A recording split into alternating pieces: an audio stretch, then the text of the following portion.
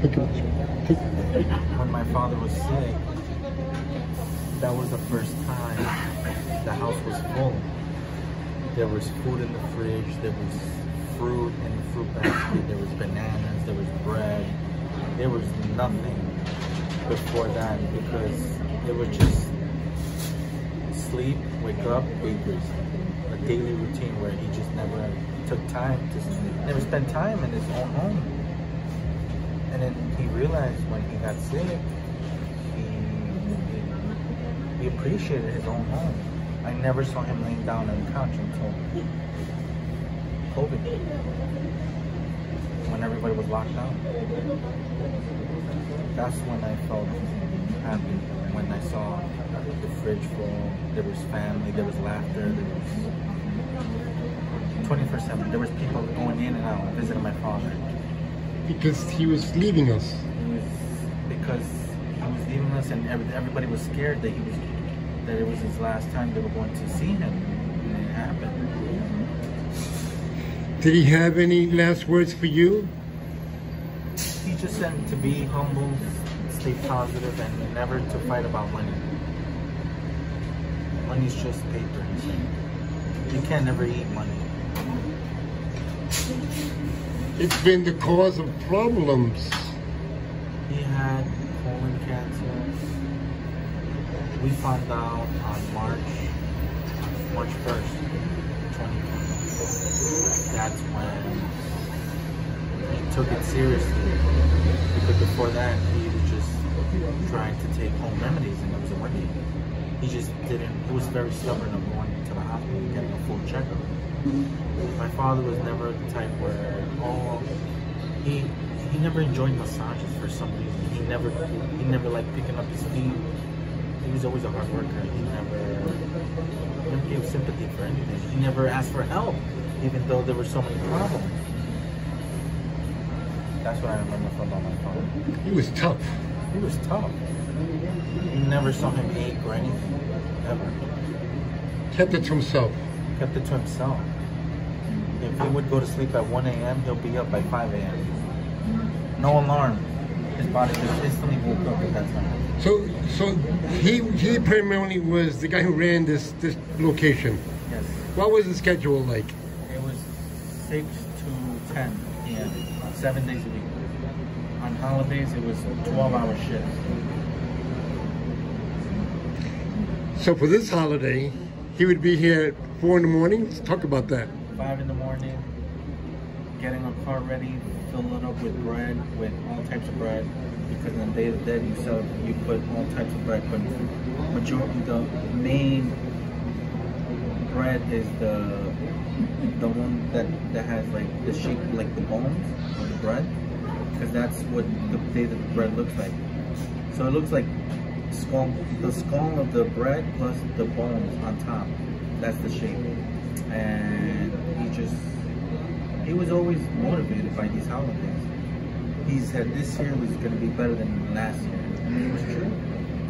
Every year our numbers were bigger. And he was always positive, no matter what the situation was. That's how he got his wife to come with him. Yes. It was his spirit. The spirit. Because of them, I'm here. And my brother's here. How do you feel about that? I feel grateful that they came to America and wanted the American dream, just to start life. Can you imagine after you get married 7 days later, going to another country? You can't. It's just life-changing. How long did it take them to get their residency or citizenship? It took them 20 years. 20 years. Not easy. Nothing's easy. He always said nothing's easy in life. Nothing. Well, so tell me about your schedule here at the bakery. My schedule is here. I only have one day off, which is Tuesday. I take care of my son. And then I'm here 6 days a week from 6 a.m. to 5 p.m. sometimes. And then we share. Then my brother comes after me. He has his shift, I have my shift. We alternate, As long as we spend time with our family members. And I always tell my mother, take time off, go have breakfast with my brother. We all sometimes go have breakfast together. It's not just all about work now. It's about spending time. Spending family time. Just like my father was doing. This puts the responsibility, you're the oldest. I am the oldest. And you sort of taking on the responsibility of directing the family in that posture, yes?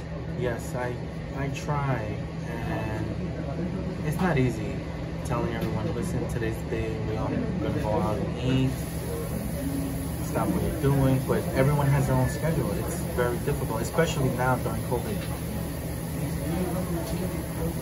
But I try my best. My sister's actually the one that now coordinates our family time with her husband, my brother. So we're all just in this together. If they don't do it, then I do. Show me around. Okay. So here we have our specialty cakes. We have our aguas frescas. We have our daily bread. Every day this gets baked on premises. You say this is made daily? Yes, daily. This is what we're offering for this weekend, for the large hojaldras. The sugar pan de muerto. Say that again? The sugar pan de muerto. Yeah. We have espresso machine. We have tea. I'm now working on new menus for the television sets. And then here we have more bread. In Mexico, tradition eating bread it's a daily thing. So there's not one option. We have so many options for our Mexican tradition. But that sounds like a lot of work. It does. You make all the bread here. We make all the bread on premises. Who are the bakers? I have two. I need three. I'm the head baker. And is it a complicated process for each one? It is. Every bread has its own flavor. It's not just one. Talk about that. So some of the bread we add star anise, Mexican cinnamon, and whole cloves, and we let that boil with water. While other breads just have Mexican cinnamon. Like the hojaldra has honey, orange blossom, and orange zest to give that nice citrus flavor. Not like the concha, that does not bring any citrus flavor. That's just Mexican cinnamon. The cinnamon is a secret on all our bread because that we grind by hand. We still have an old grinder that my father installed since we first opened in the basement. Well, that's one thing that makes you different from the others. How else are you different from the others? The other thing we make different is we make our own. We started basically the sandwiches here. Nobody was selling sandwiches. And then little by little, everybody started noticing that we all had a wide variation of chicken, tinga, carne enchilada, cecina, bistec, pollo de milanesa. And then slowly, everybody started noticing our wide variation of options of meats. And we make all our bread here on premises, so that's what makes us different. Not everyone makes their own bread. People sell sandwiches, but they have to buy from a baker. This is, you get your sandwiches from a bakery, they bake daily, so there's no old bread here. Is this style of setup a lot like Mexico? Similar, but what I'm trying to do is I'm trying to modernize it. Show me what else we got here. We also have the grill over there. That's where that grill has been there since 1990. When? 1990. Yeah. And then you have my family members here, my aunt, my grandmother, my grandfather. So. Where else?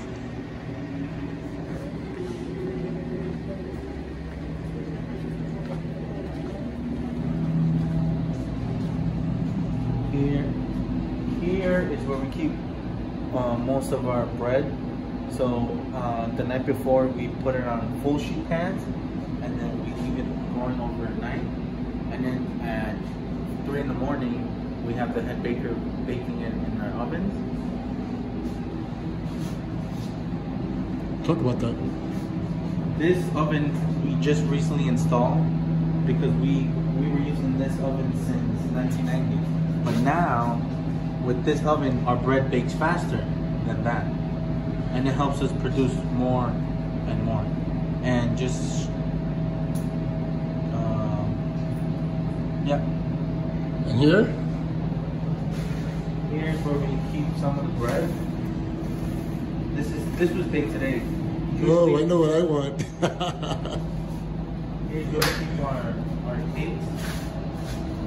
But wait a minute, what do we have there? The different cakes? Yeah, we have. Show us what you named them. This is our tres leches cake. And we Bring it out so I can see it. All right, say what it is. This is our tres leches cake that we baked today. We usually like having a lot throughout the day in case someone orders a big cake.